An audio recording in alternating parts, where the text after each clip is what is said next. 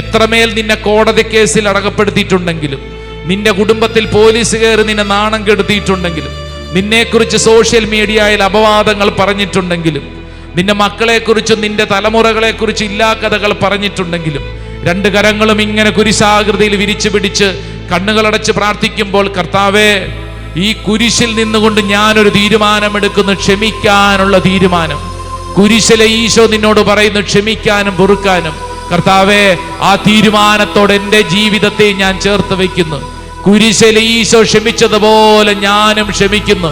ആ രണ്ട് കരങ്ങളും ഇങ്ങനെ കുരിശാകൃതിയിൽ വിരിച്ചു പിടിച്ച് കണ്ണുകളടച്ച് നിങ്ങൾ മനസ്സിൽ കണ്ട് പ്രാർത്ഥിക്കട്ടെ. ഈശോയെ, ഞാൻ ക്ഷമിച്ച് പ്രാർത്ഥിക്കുന്നു.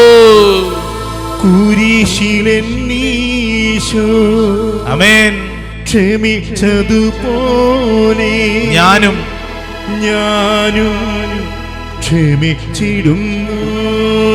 ചില അനുഭവങ്ങൾ മനസ്സിൽ ഇപ്പോൾ പരിശുദ്ധാത്മാവ് ഓർമ്മയിൽ കൊണ്ടുവരും. എന്തിനെന്നറിയോ? ആ മേഖലകളെ ക്ഷമിക്കാൻ ചില വ്യക്തികളുടെ മുഖങ്ങൾ മനസ്സിൽ തെളിയും.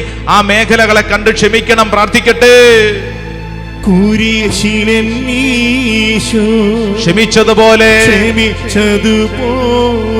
ഞാനും ക്ഷമിച്ചിടുന്നു. പ്രാർത്ഥിച്ചുകൊണ്ട് നിൽക്കുന്ന ഈ സമയം തന്നെ ഒത്തിരി പേരുടെ ഉള്ളിൽ കർത്താവിന്റെ വലിയ കൃപ, സ്നേഹത്തിന്റെ കൃപ ഒഴുകുന്നുണ്ട്. വിശ്വസിച്ച് പ്രാർത്ഥിച്ചു കൊള്ളണേ എൻ്റെ പ്രിയരെ.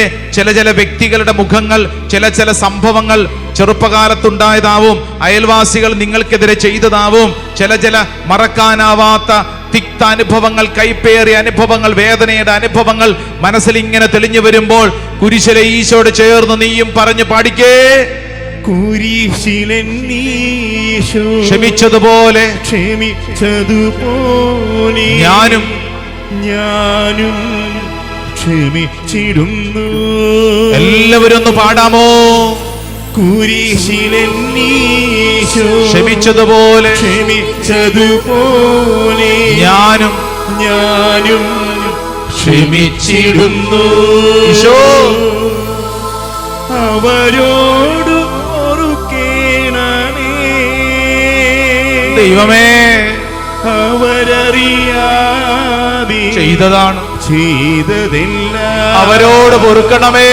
അവരോട് പൊറുക്കേണമേ കർത്താവേ, അവരറിയാതെ ചെയ്തതെല്ലാം. ആ രണ്ട് കരങ്ങളും ഇങ്ങനെ കുരിശാകൃതിയിൽ വിരിച്ചു പിടിച്ചൊന്ന് സ്തുതിച്ചൊന്ന് പ്രാർത്ഥിച്ച് അനുഗ്രഹിച്ച് പ്രാർത്ഥിക്കട്ടെ.